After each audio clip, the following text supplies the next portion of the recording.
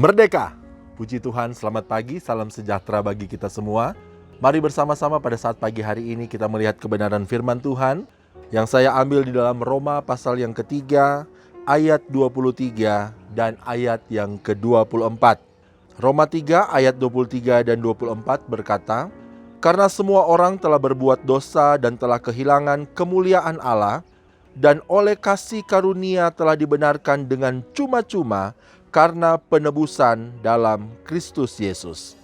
Bapak, Ibu, Saudara yang kekasih dalam Tuhan kita Yesus Kristus, saat ini kita tentunya merasa sangat bersyukur, kita merasa sangat berbahagia karena kita boleh merayakan kemerdekaan bangsa kita, yaitu bangsa Indonesia yang ke-79. Dan yang pasti, kemerdekaan yang bangsa Indonesia alami, yang kita rasakan sampai pada saat ini, itu diraih bukan dengan cara yang begitu gampang.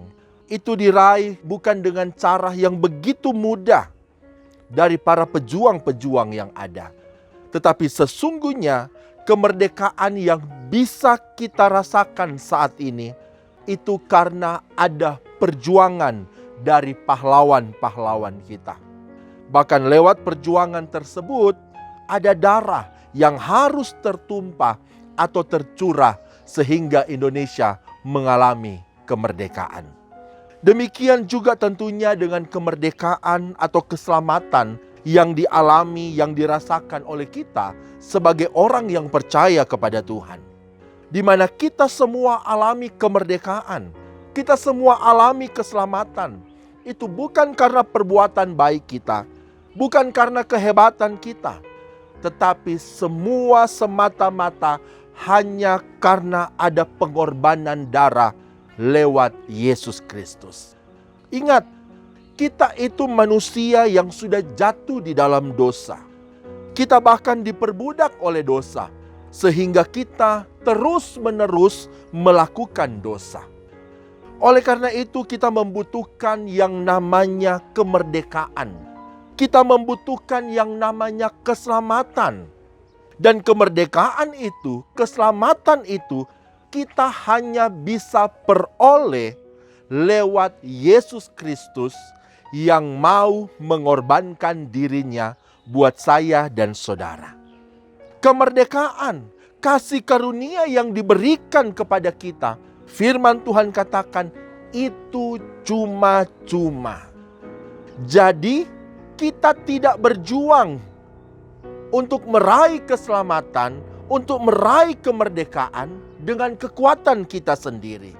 Ingat, di saat kasih karunia diberikan dengan cuma-cuma kepada setiap kita, bukan berarti kasih karunia itu murahan, melainkan itu memiliki suatu nilai yang sangat besar bagi saya dan saudara. Karena dalam kasih karunia Allah, ada korban darah yang tercurah.